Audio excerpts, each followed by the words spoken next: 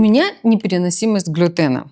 Так часто говорят люди, которые приходят ко мне в клинику, и это заставило меня разобраться с этой проблемой. На самом деле у кого-то есть целиакия или это какие-то другие проблемы со здоровьем, которые выглядят как непереносимость глютена. Меня зовут Юлия Щербатова, я кандидат медицинских наук, главный врач клиники, и в этом ролике я расскажу вам всю правду о глютене. Дело в том, что глютен – это белок, который очень часто называют еще клейковиной. Он содержится в пшенице, во ржи, в овсе и в некоторых других злаках, но иногда называется по-разному. Например, в пшенице он называется глиадин, в ячмене называется сиколин, во ржи называется авенин и еще как-то называются. Но суть одна, что это такой компонент, который позволяет сделать хлеб пышным и мягким. На самом деле это белок, который содержится во многих злаках и ничем, как правило, человеку не вредит. Если у человека нет индивидуальной непереносимости, это называется целиакия. Дело в том, что болеют целиакией на самом деле не больше 1% населения.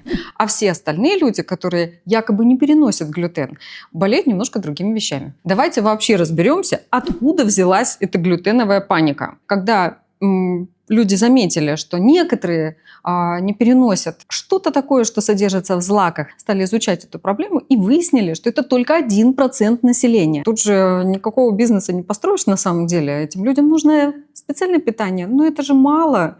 Давайте заведем панику, давайте устроим отрицательный маркетинг. Скажем, что если у вас вдруг бурлит живот после того, как вы поели хлеб или вкусную пиццу, или какую-то корочку сгрызли, или вкусные макароны поели, если у вас случается послабление стула, если неприятные ощущения в животе в целом возникают, метеоризм и так далее, то это все виноват глютен. На самом деле это устроено по-другому.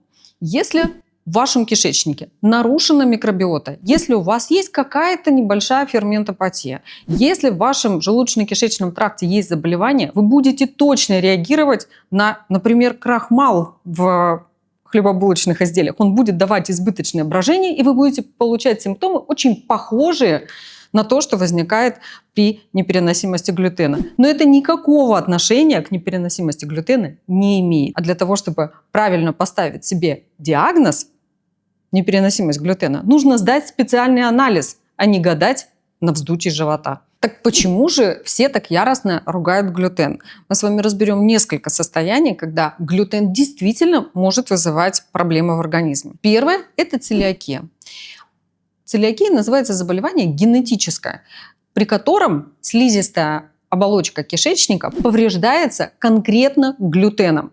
И этим людям точно нельзя употреблять глютен. Вторая ситуация с глютеном – это так называемая глютеновая атакия. Это название такого специфического поражения нервной системы, которое возникает, опять же, конкретно при употреблении глютена. И это неприятно, потому что нервная система страдает самым разнообразным образом, путает нас в симптомах, и можно действительно прям долго и печально пытаться поставить диагноз, который оказывается ошибочным. Третье – это аллергия на пшеницу. При употреблении изделий из пшеницы возникает зуд, жжение, затруднение дыхания, возникают кровоизлияния даже в слизистую оболочку желудка и кишечника. И вот это действительно происходит при употреблении глютена. Еще одна загадочная ситуация – это нецелиакийная гиперчувствительность, когда человек при употреблении глютена становится вялым, апатичным, у него даже могут возникать симптомы спутанности сознания, и это тоже причина, по которой этим людям нельзя употреблять глютен. И еще одна проблема, которая сказывается на нашей внешности, это так называемое глютеновое лицо.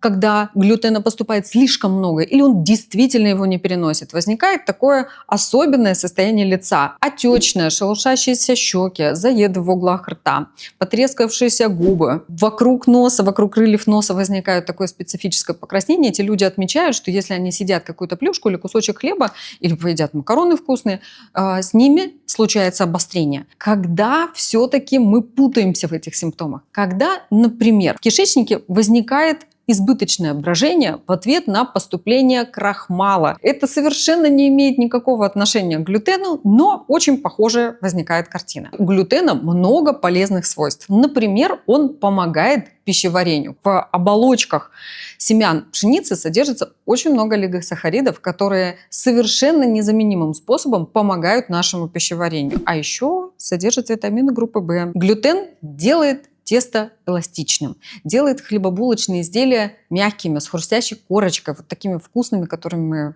все любим. На самом деле я тот человек, которому вкусно абсолютно все, где есть глютен. Отказаться от хлебобулочных изделий – это катастрофа, если честно. Еще я вас, наверное, удивлю, что в вегетарианской и веганской кухне, да, в таком направлении даже питания есть особая штука, называется сейтан. Это абсолютно чистый глютен, который принято варить определенным образом. Он пористый, легко впитывает большое количество специй, поэтому вкус у него такой очень выраженный, яркий. Так вот, его прямо делают из промытого определенным образом пшеничного теста. Так что там с безглютеновой диетой? Казалось бы, все так просто. Ну, не ешь хлеб, выпечку, полуфабрикаты, и все будет хорошо. Глютен содержится там, где вы его вообще не ожидаете увидеть. Например, мороженое или соевый соус, или какие-нибудь консервы. И вы в жизни не подумаете, что там есть глютен, но он там есть, его добавляют для создания определенной текстуры, для загущения, скажем, он используется как загуститель. Существует проблема глютенового загрязнения. Что это значит? Это происходит тогда, когда условно не содержащий глютен продукт может обрабатываться на предприятии, на котором обрабатывается пшеница. И тогда глютен может туда попасть. Вы думаете, что его там нет, но он там есть. Поэтому соблюдение безглютеновой диеты – это не такая простая задачка. Конечно, если вы человек с целиакией, то нужно обязательно искать продукты с пометкой gluten-free. Всем остальным, которые еще не знают своего диагноза или испытывают какие-то неприятные ощущения после потребления продуктов с глютеном, это означает, что не нужно налегать на продукты с глютеном. А кроме всего прочего, если вдруг вы все-таки переели хлеба, пиццы, макарон, даже мороженое в вафельном стаканчике, вам стало нехорошо с животом, знайте, что нужно обратиться к врачу и подобрать специальные добавки, которые расщепляют глютен без вреда для вашего организма. Так что же, отказываться от глютена или нет? Если у вас нет целиакии, а есть какие-то непонятные проблемы с кишечником, то прежде всего нужно поставить правильный диагноз, а не лишать себя хлебобулочных изделий просто так. В конце концов, глютен – это просто белок. Он тоже восполняет белковую недостаточность в нашем организме. Он важный элемент питания. Кому-то он наносит вред, а для кого-то он ценный элемент питания. Поэтому, если что-то с кишечником не то происходит, не пытайтесь себе наугад поставить диагноз. Обратитесь к врачу, выясните проблему и ешьте хлеб с удовольствием, но в рамках правильного питания и сбалансированного рациона.